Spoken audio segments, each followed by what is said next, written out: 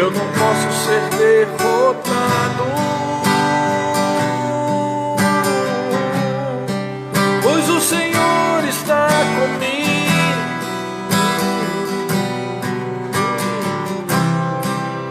Minha é a vitória.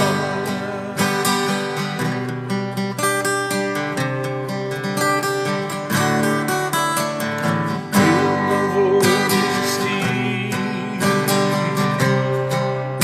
Eu não posso ser derrotado,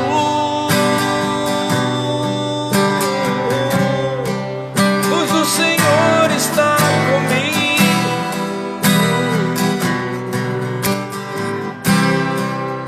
Minha é a vitória.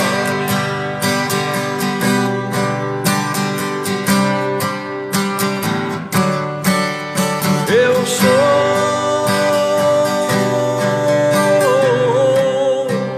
o que a Bíblia diz que eu sou.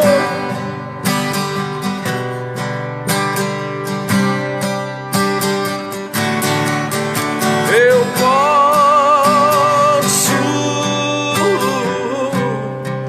o que a Bíblia diz que eu posso.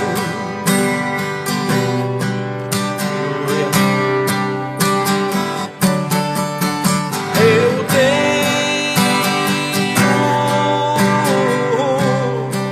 o que a Bíblia diz que eu tenho.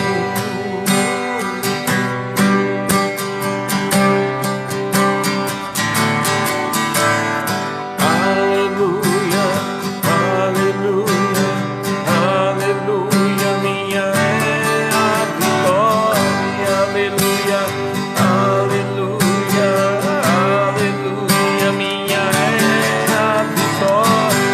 Aleluia, aleluia, aleluia, minha é a vitória. Aleluia, aleluia, aleluia.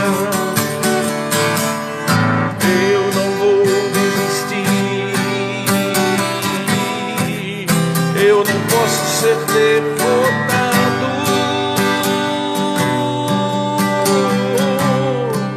pois o Senhor está comigo.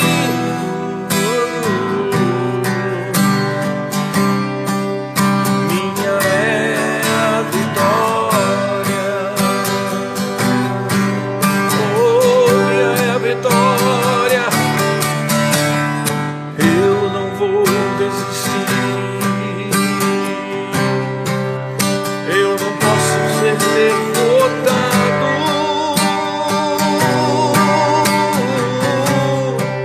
pois o Senhor está comigo.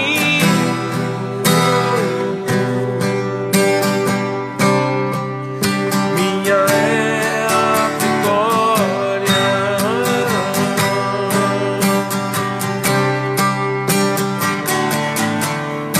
Eu sou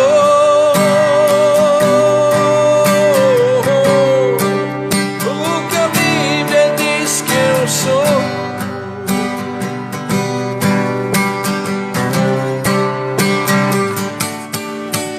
Eu posso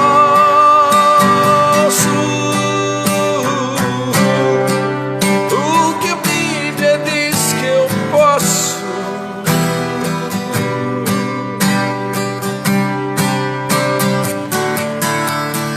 Eu tenho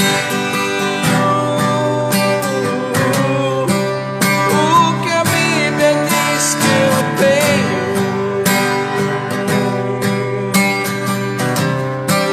Oh, aleluia, aleluia, aleluia, aleluia, minha é a vitória. Aleluia, aleluia, aleluia, minha é a vitória. Aleluia, aleluia, aleluia, minha é a vitória.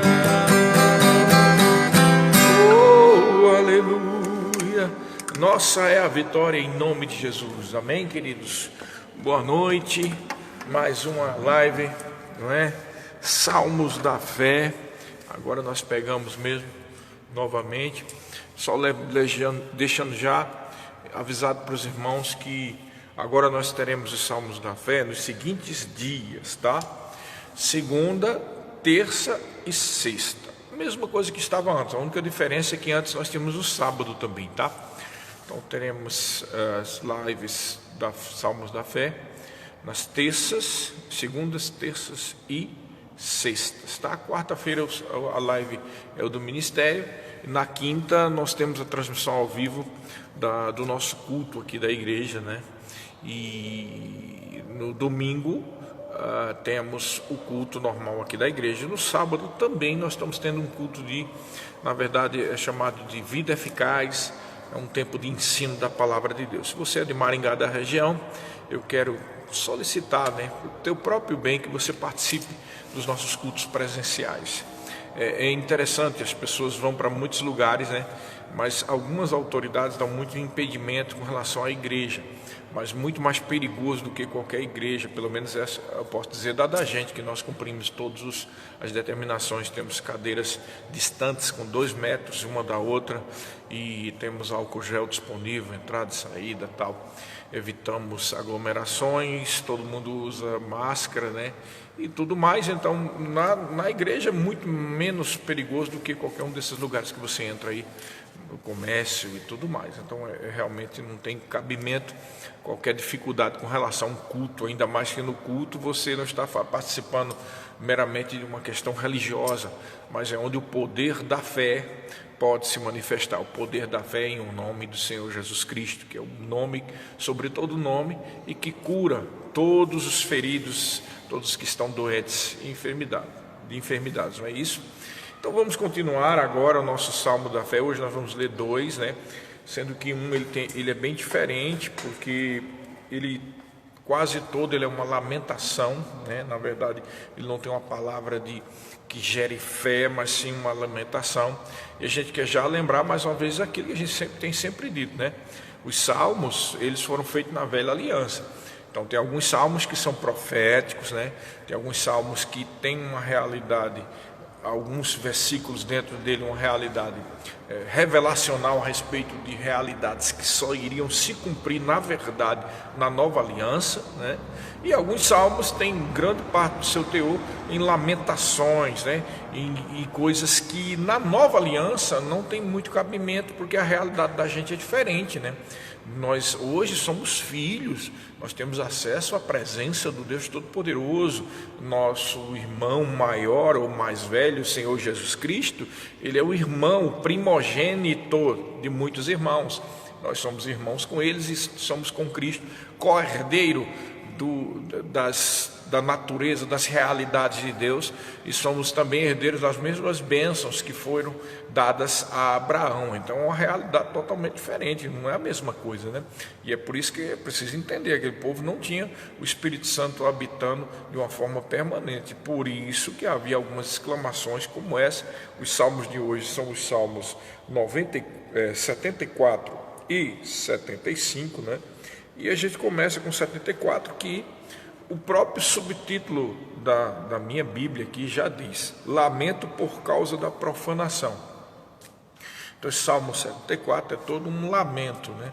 Uma lamentação que com efeito não tem cabimento na nova aliança. Você vai ver, presta atenção. Versículo 1: por que nos rejeita, ó Deus, para sempre?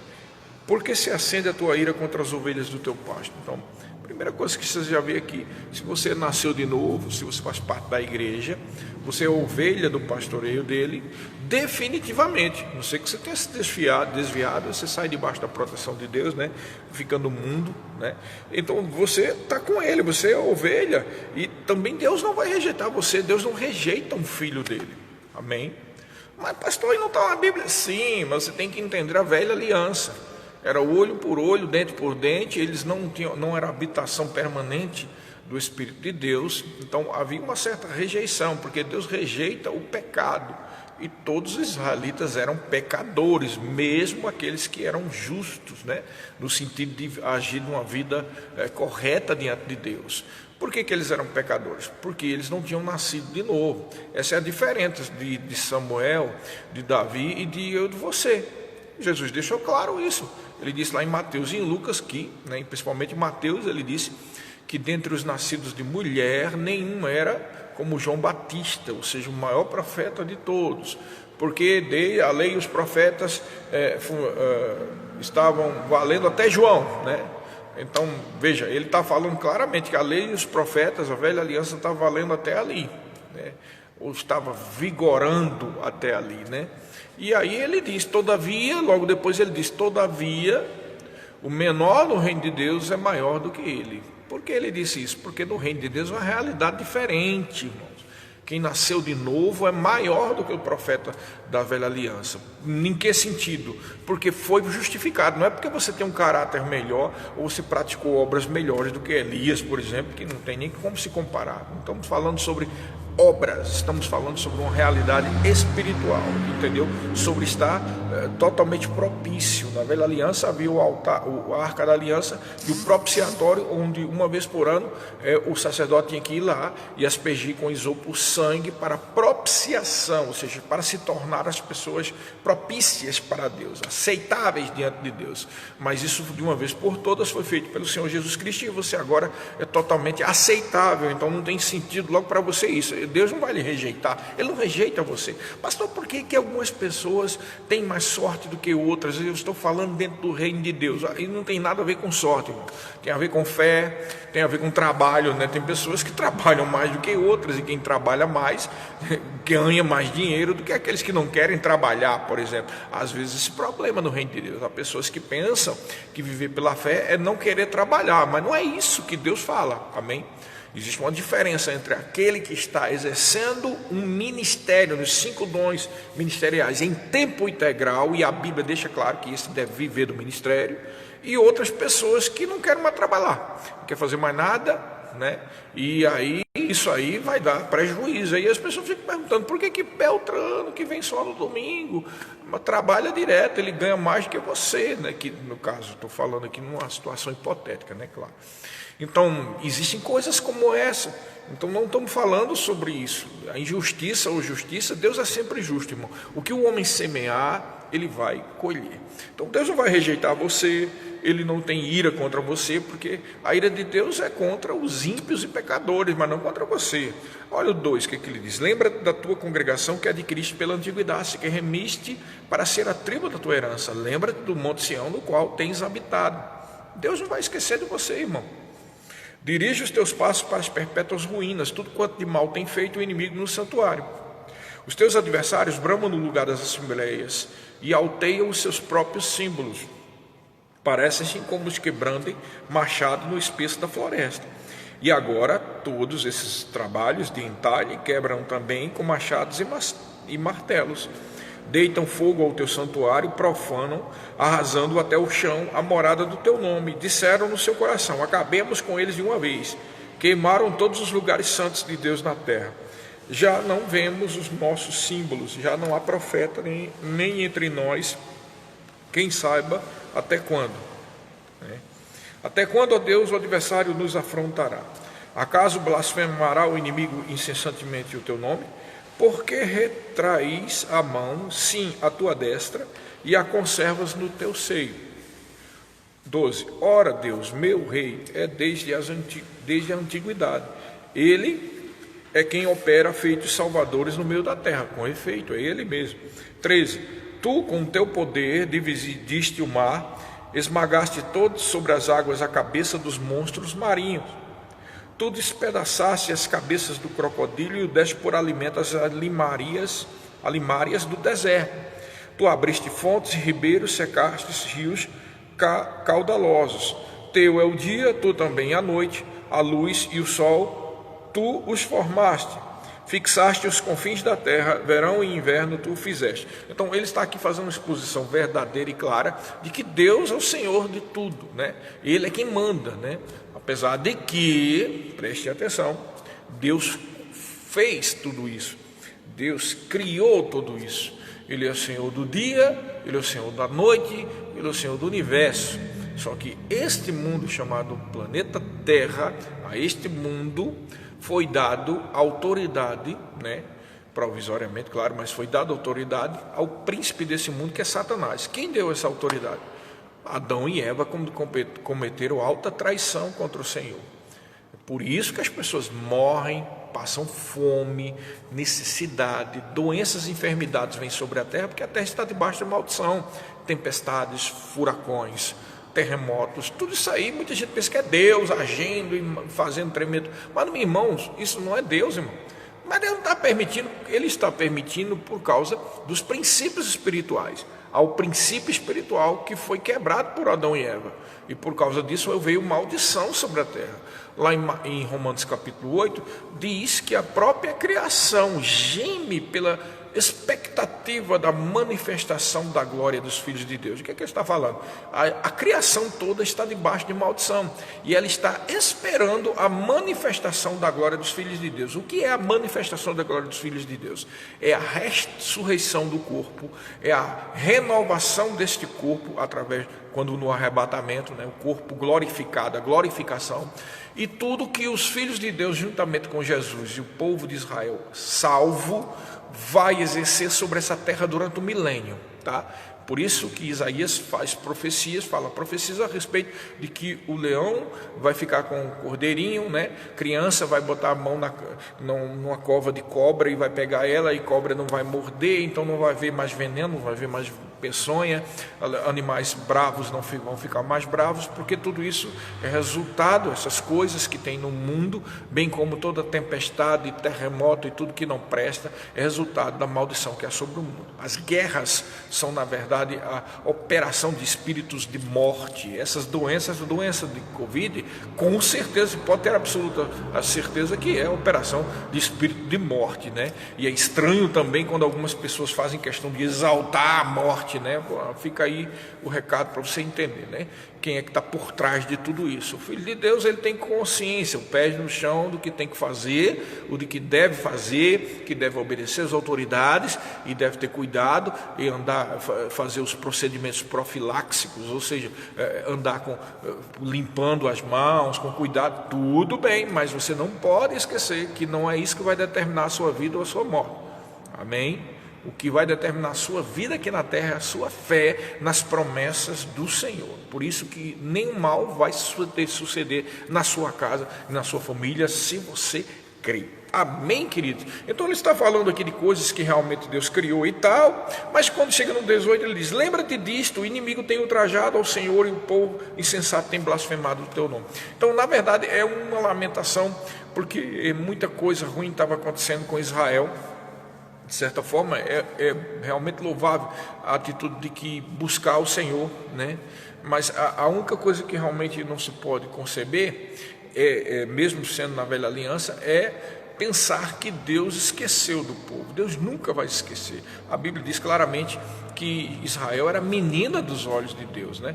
Então, muito mais a gente, que nós somos os filhos de Deus, veja quanto Ele nos ama. Ele nunca vai esquecer a gente, e muito menos vai esquecer Israel. Mas olha só, esquecer, nunca vai esquecer. Mesmo Israel estando do jeito que está, sem receber Jesus como Messias, mas no final da grande tribulação, um remanescente de Israel vai reconhecer Jesus como Messias, tá? Então ele diz assim: considera não entregues a rapina a vida de tua rola, nem te impressas, esqueças perpetuamente da vida dos teus aflitos. Considera a tua aliança, pois os lugares tenebrosos da terra estão cheios de moradas de violência. Pelo menos ele está lembrando aqui da aliança, né? Que tem uma aliança. Então está lembrando a Deus mas Deus claramente sabia qual era a aliança e não tinha esquecido do povo de Israel, né? Não fique envergonhado ou oprimido, louvem-te o teu nome o aflito e necessitado. 22. Levanta-te, ó Deus, pleiteia a tua própria causa, lembra-te de como o ímpio te afronta todos os dias. Não te esqueças da gritaria dos teus inimigos, do sempre crescente tumulto dos teus adversários. Então, quando você lê esse salmo, você tem que levar em consideração isso, a realidade que eles estavam vivendo e a realidade que nós estamos vivendo hoje, tá? Agora, muito mais propício, muito mais cheio de revelação, é o Salmo 75. No Salmo 75, que nós vamos ler agora, diz assim: Deus é o juiz, é o subtítulo, não está na Bíblia, mas o subtítulo aqui da minha Bíblia. Versículo 1: graças te rendemos, ó Deus, graças te rendemos, e invocamos o teu nome e declaramos as tuas maravilhas. Pois disseste: hei de aproveitar o tempo determinado, hei de julgar retamente. 3: vacilem a terra e todos os seus moradores, ainda assim eu firmarei as suas colunas. 4: digo aos soberbos, é muito importante você prestar atenção nesse quadro aqui, ó. Digo aos soberbos, 2 pontos, não sejais arrogantes, e aos ímpios, 2 pontos, não levanteis a vossa força. 5: não levanteis altivamente a vossa força, nem faleis com insolência contra a rocha, porque não é do Oriente, não é do Ocidente, nem do deserto que vem o auxílio. Olha o 7: Deus é o juiz. Na verdade, esse 7 é o centro, é o âmago, é a coluna de todo o salmo. Deus é o juiz. A um abate, a outro exalta. Porque na mão do Senhor há um cálice cujo vinho espuma, cheio de mistura. Dele dá a beber, sorvem-no até as escórias, todos os ímpios da terra. Quanto a mim, exultarei para sempre, salmodiarei louvores ao Deus de Jacó. Olha o 10 que ele diz: abaterei as forças dos ímpios, mas a força dos justos será exaltada. Aqui cabe um tremendo estudo a respeito do caráter de Deus, né? Eu já vi pessoas usando esse versículo e outros que nós vamos citar aqui. Por exemplo, Deus é o juiz, a um abate e a outro exalta. Para dizer, por exemplo, que se alguém não deu sorte na vida, né? Um cristão, vamos dar um exemplo assim, não deu sorte, é porque Deus abateu. E se tem algum cristão que está bem de vida, e tem muitas empresas, é porque Deus exaltou. Eu já vi alguém até dizer que Deus faz escolhas, né? Deus escolhe uns para abater e a outros para levantar. Será que é isso que ele está dizendo aqui? Com efeito, Deus faz escolhas, mas uma coisa que eu prestei atenção nas escolhas de Deus, justas escolhas, e se você analisar bem toda a Bíblia, né? Queria até que nós estamos tendo aqui uma assistência de 6 pessoas. Eu vou dar uma parada aqui para, se você puder avisar outras pessoas, seria uma grande bênção, tá? A respeito desse estudo que é muito importante sobre o caráter de Deus. Então veja bem, até mesmo essa questão, bom, Deus, será que Deus abate e escolheu, até mesmo sobre as escolhas, como eu estava dizendo? Quando você analisa tudo, segundo a Bíblia, né, a quem ele escolheu, né, e por que ele escolheu, e a quem ele deixou de escolher, você vai ver claramente que o que se leva em consideração são fatores como, fatores negativos e positivos, como por exemplo, um fator negativo, a pessoa que não quer Deus, ou a pessoa que é covarde diante do Senhor, uma pessoa que não é confiável, uma pessoa de caráter dúbio, com certeza Deus não vai escolher para determinadas coisas. Uma pessoa fiel, Deus vai escolher. Há também uma questão, a positiva é essa: se você é fiel, você será escolhido. Mas também há outras coisas que não tem muito a ver sobre fidelidade. Às vezes Deus escolhe um indivíduo A para estar em tal posto, não porque ele é melhor do que o indivíduo B, mas simplesmente porque aquele indivíduo A foi dotado diante do Senhor de certos atributos ou certos dons que são específicos para aquela posição. Então, por exemplo, há determinados profetas que são profetas e querem ser pastores, e eles estão correndo um risco de vida, porque não há sobre eles a unção pastoral para aquilo, não é verdade? E Deus dotou certas pessoas para serem pastores, porque deu a eles o dom, né, do ministério chamado pastor. Assim como o contrário também é verdadeiro. Há pastores que querem agir como profetas, né? Eu não estou falando de profetizar, porque qualquer crente pode profetizar. Estou falando de andar no ministério, no ofício do profeta.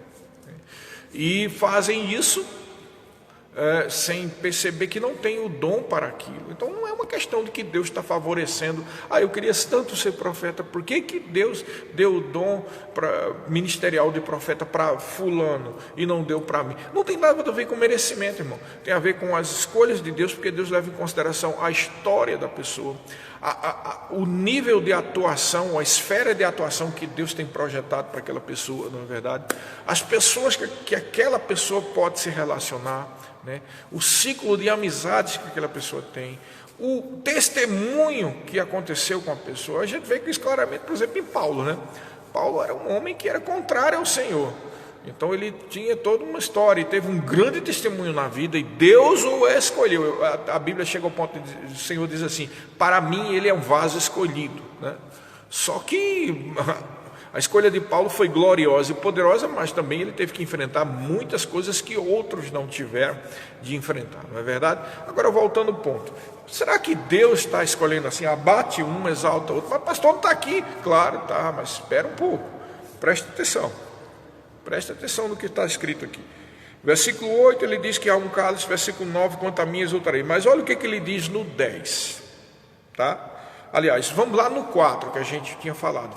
Presta atenção no 4. No 4 ele diz: digo aos soberbos, não sejais arrogantes, e aos ímpios, não levanteis a vossa força. Então ele está falando aqui com ímpios e soberbos. Quando ele dá no 10, no último versículo, ele diz assim: abaterei a força dos ímpios, mas a força do justo será exaltada. Então a quem é que ele abate?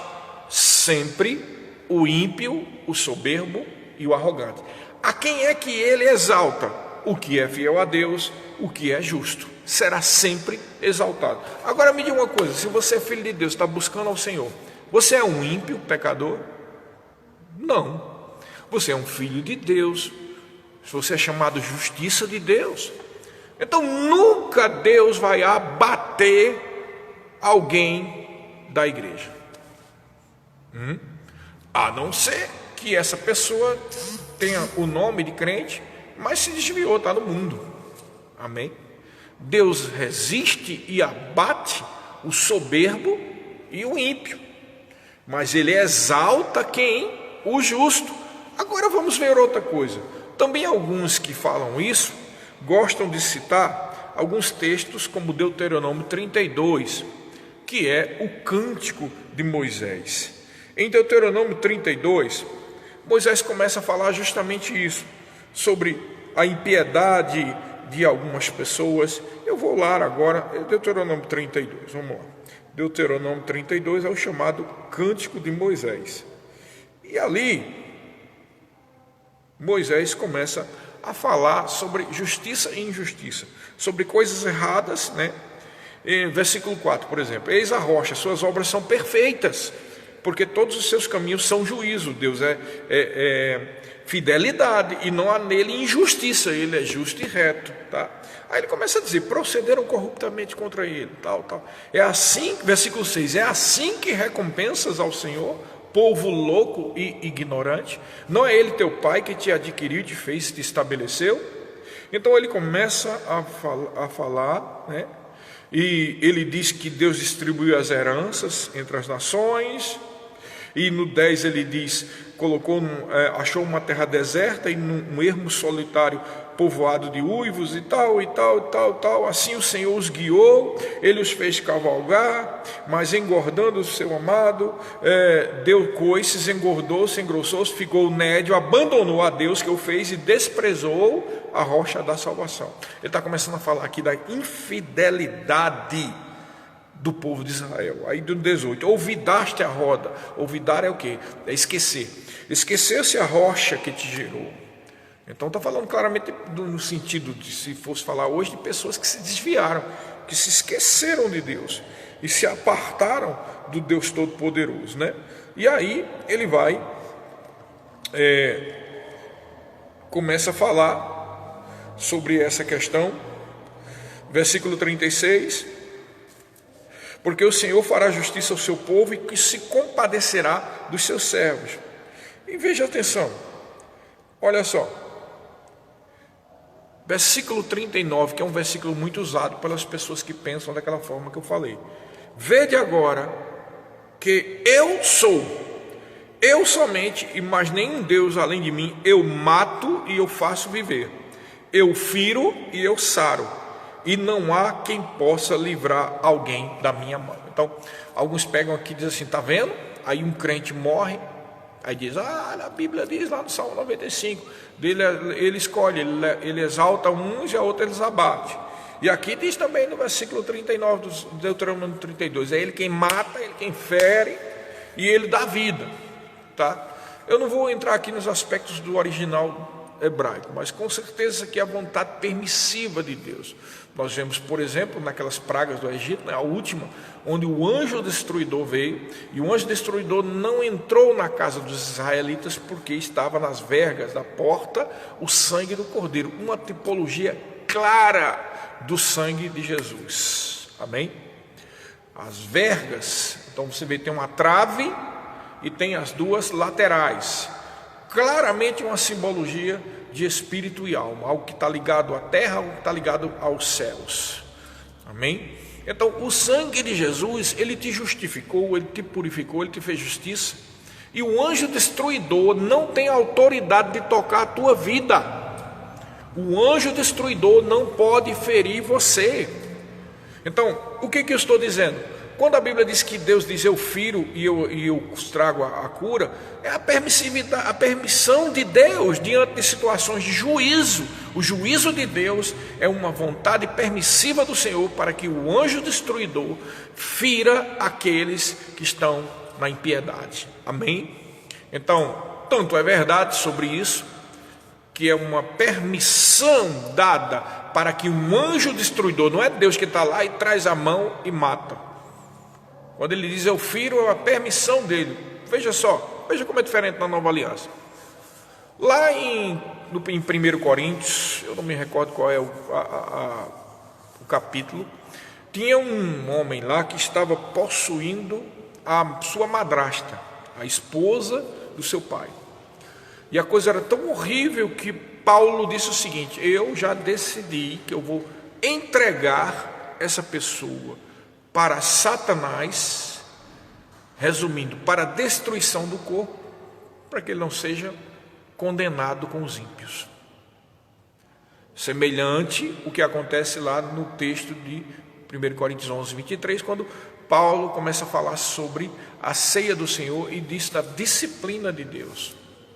E ele fala ali de uma morte que é para não ser condenado. Quando morre e fica doente, é porque não ser condenado com o mundo. Agora, juntando esse texto aí com a entrega de Paulo, que Paulo faz daquele rapaz lá a Satanás, o que fica claro? Fica claro que quem traz a morte é Satanás. E quando o apóstolo entrega, ele está fazendo o seguinte: olha, é mais ou menos o seguinte: para que ele não perca a salvação porque está vivendo em pecado, eu vou entregar ele para ele ser morto por Satanás, para o corpo dele morrer e ele não ter dado tempo de, nessa vivência de pecado, perder a salvação. É exatamente isso. Ele entrega para que não haja condenação do espírito, não haja condenação da pessoa diante daquele pecado. Por que eu estou trazendo à baila esse assunto?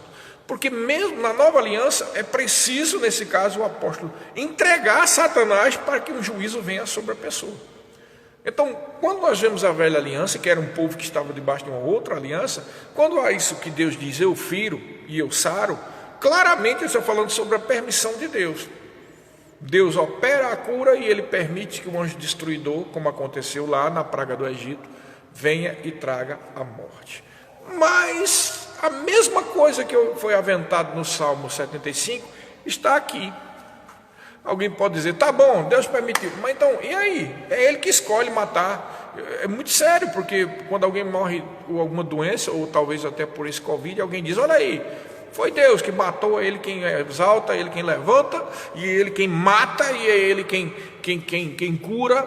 Irmãos, claramente o cântico de Moisés é a respeito de duas pessoas: os ímpios e arrogantes, os que estão desviados, e aqueles que são fiéis. De um outro lado, aqueles que são fiéis são justos.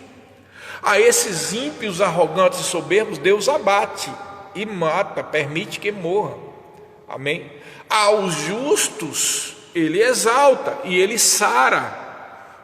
Mas em nenhum momento esses textos estavam dizendo que quando um crente morre é porque Deus abateu aquele crente, ou Deus pegou e matou porque ele quis matar. É um absurdo esse tipo de pensamento.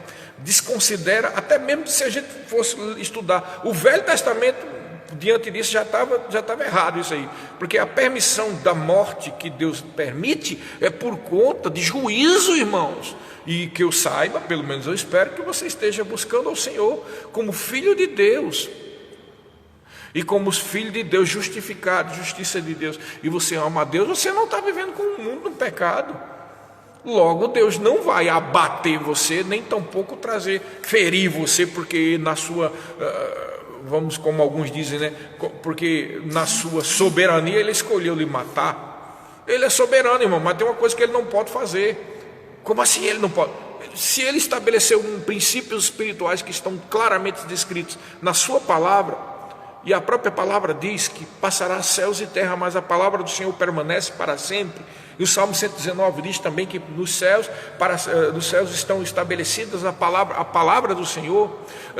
Em Hebreus capítulo 4, versículo 2, diz que a palavra de Deus é viva e eficaz. Chega ao ponto de dizer que Jesus é a própria palavra, é o pão vivo que desceu dos céus, irmãos. Então Ele não pode desfazer o que Ele diz, porque Ele não é homem para que minta, nem filho do homem para que se arrependa. Se Ele falou e estabeleceu, Ele vai cumprir o que Ele estabeleceu. Ele não tem 2 palavras, nem 3 palavras, nem 4 corações, nem 5 pontos de vista. Ele é um Deus, Ele é o mesmo. Ele disse: eu sou o Senhor e eu não mudo. Ele é o mesmo. Quando Ele estabelece um princípio, Ele segue o princípio que Ele mesmo estabeleceu. É por isso que Ele é o Deus Todo-Poderoso e é o nosso Senhor, irmão. Então não é assim, Deus, na sua soberania, eu escolhi matar você. Não é assim, irmãos. Há um princípio a ser cumprido, ou pode ter algum princípio que foi quebrado, né? Que leva a tais coisas, né? Agora, isso aqui é o cântico de Moisés, e Moisés está fazendo um paralelo entre o povo que foi infiel e o povo que é fiel. E aí Deus diz: olha, sou eu que firo, que mato, né? Versículo 39. Eu sou somente, mais nenhum Deus além de mim. Eu mato e eu faço viver, eu firo e eu saro. E não há quem possa livrar alguém da minha mão. Um outro texto que é citado também é o Cântico de Ana, que é muito parecido, né, no seu teor ao que nós estamos tratando aqui no Salmo 75. O Cântico de Ana diz assim, olha só, o Cântico de Ana está lá em 1 Samuel 2, do 1 ao 10. Veja que é a mesma coisa que eu estou falando. O que você está falando, pastor? Eu estou falando que Deus, Ele permite a morte e Deus cura. Deus abate, Deus levanta. Mas quem é que Ele permite a morte? Aos infiéis, ou aqueles que estão na impiedade. A quem é que Ele abate? Ao infiel, ao ímpio e ao soberbo. A quem é que Ele cura? Ao fiel. A quem é que Ele exalta? Ao fiel, ao Filho de Deus, ao quem é a justiça de Deus. E que eu saiba, nós somos filhos de Deus. E olha aqui o cântico de Ana, versículo 1. Então orou Ana e disse: o meu coração se regozija no Senhor, a minha força está exaltada no Senhor, a minha boca se ri dos meus inimigos, porquanto me alegra na sua salvação. Não há santo como o Senhor, porque não há outro além de ti, e rocha não há nenhuma como Deus. Olha, presta atenção que parece muito com o que está no Salmo 75 e com o cântico de Moisés. Não multipliqueis palavras de orgulho, nem saiam coisas arrogantes da vossa boca, porque o Senhor é o Deus da sabedoria e pesa todos os feitos na balança. O arco dos fortes é quebrado, porém os débeis são cingidos de força. Aqui, mais uma vez, a relação: eu exalto, eu abato. Olha aqui, 5. Os que antes eram fartos, hoje se alugam por pão, mas os que andavam famintos não sofrem mais fome. Aí, olha aí, pastor, ele pode estar querendo dizer aqui de um crente que era rico e agora ficou pobrinho, porque Deus, né, na sua soberania, Ele abateu. Ela está fazendo um paralelo, irmãos, assim como Moisés, com relação ao Egito. Aqueles arrogantes e ímpios, e não só o Egito, mas também todas aquelas tribos que estavam perseguindo Israel, que não permitia que Israel assumisse a sua posição em Sião. E do outro lado ele está falando dos justos, dos escolhidos.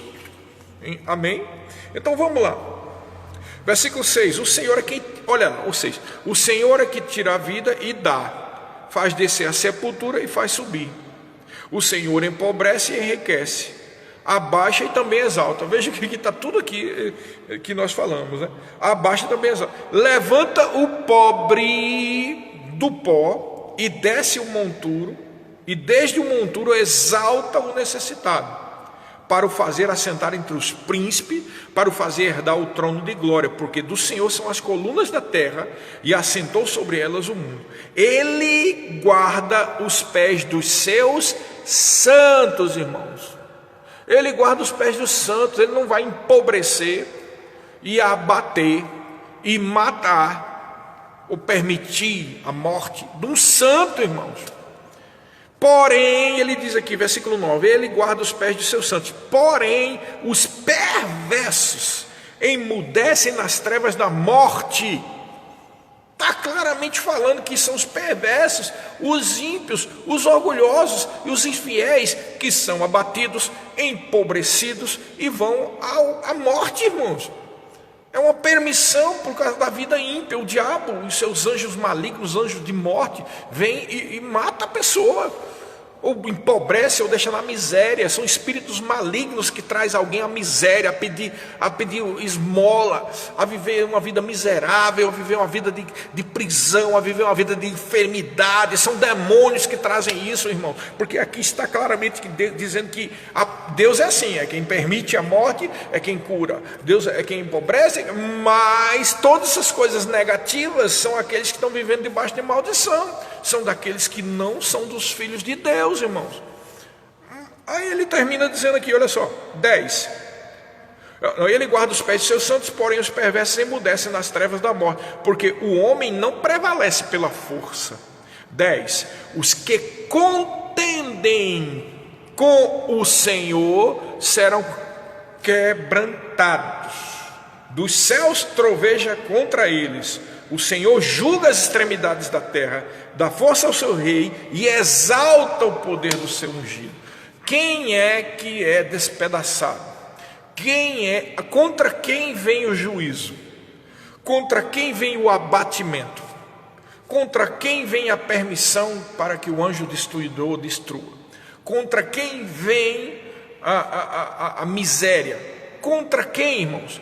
Contra os ímpios que estão vivendo debaixo de maldição, contra aqueles que não têm o Senhor como o Senhor da sua vida, contra aqueles que vivem no pecado, contra aqueles, então não tem qualquer cabimento a possibilidade, quando um crente está passando por necessidade, quando um crente está passando por dificuldades, melhor dizendo, quando se levanta uma enfermidade contra uma pessoa que é do povo de Deus, olha aí, é Deus que na sua soberania, Ele mata, Ele cura, né?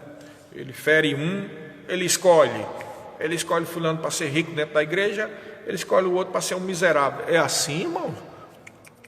Embora exista, isso está na Bíblia, um dom de riqueza para ofertar na obra de Deus, para todos os filhos de Deus foi garantido a provisão. Ele é o nosso pastor e nada nos faltará. Ou como diz Filipenses 4:16, se eu não me engano, o meu Deus, segundo as suas riquezas em glória, há de suprir cada uma das vossas necessidades em Cristo Jesus. Mas pelo contrário, na velha aliança diz o seguinte: se você fica com a maldição, vem a maldição da lei. Se você fica com a bênção, vem a bênção descrita da aliança. Mas na nova aliança, Cristo se fez maldito no nosso lugar para que a bênção de Abraão fosse dada para nós. Então nós temos a bênção de Abraão, o Espírito que foi dado a nós e tudo mais que tem a ver com a palavra evangelho, boas novas. Cura, palavra sozo no original grego, cura, preservação, provisão, proteção. A proteção de Deus está sobre nós. Então não tem qualquer cabimento. Eu citei aqui, irmãos, 3 textos, não só o texto do Salmo 75, mas o cântico de Moisés, Deuteronômio 32, e também o cântico de Ana em 1 Samuel, capítulo 2, versículo 1, 2, do 1 ao 10. Textos bastante citados por essas pessoas que dizem que se Deus quiser, Ele mata você, Ele deixa você na miséria e você se torna um miserável. O que é que você pode fazer? Aí tem outros, né, que na sua arrogância, tem pessoas que têm tudo fácil, né? Nasceu em berço de ouro, vai para a igreja, tudo muito bom, Deus faz escolhas. é muito fácil dizer uma coisa como essa, né? Quando tem pessoas que têm que andar declarando a fé para vencer situações que foram levantadas contra eles. Eu gostaria que algum desses dissesse esse tipo de coisa para Paulo, porque Paulo foi realmente um vaso escolhido de Deus, um homem ungido de uma forma poderosa. Alguém que teve que enfrentar tudo. Ele teve que enfrentar tempestades, teve que enfrentar naufrágios, teve que enfrentar chicotadas, 39 chicotadas com grampo de ferro nas costas. Ele teve que suportar apedrejamento, foi dado como morto lá na cidade de Icônio. E aí pegaram ele, Listra, eu acho. Pegaram ele e os discípulos levaram. Ele teve que fugir dentro de cesto. Ele era perseguido. Tinha uma tropa de judeus que estavam perseguindo ele em todos os lugares, o espinho na carne de Paulo, para difamar Paulo. Tinha os judeus que queriam matar Paulo, e tinha os irmãos cristãos que eram judaizantes que queriam desfazer a mensagem de Paulo. Mas Deus disse: ele é para mim vaso escolhido, irmãos. Ele é para mim uma pessoa que eu chamei para ser uma bênção, não só para os judeus, mas para os gentios. Então, o que eu estou querendo dizer, irmãos? O que eu estou querendo dizer é que não podemos pegar um texto como esse, Deus é o juiz, a um ele abate, a outra ele exalta, para dizer que você está abatido porque Deus é o juiz e ele escolheu te abater. Ora, irmãos, aqui no Salmo 75 fala claramente a quem é que ele abate. Ele no versículo 10 ele diz: eu abaterei as forças dos ímpios, mas a força do justo será exaltada. Você é ímpio ou você é justo? Você é filho de Deus.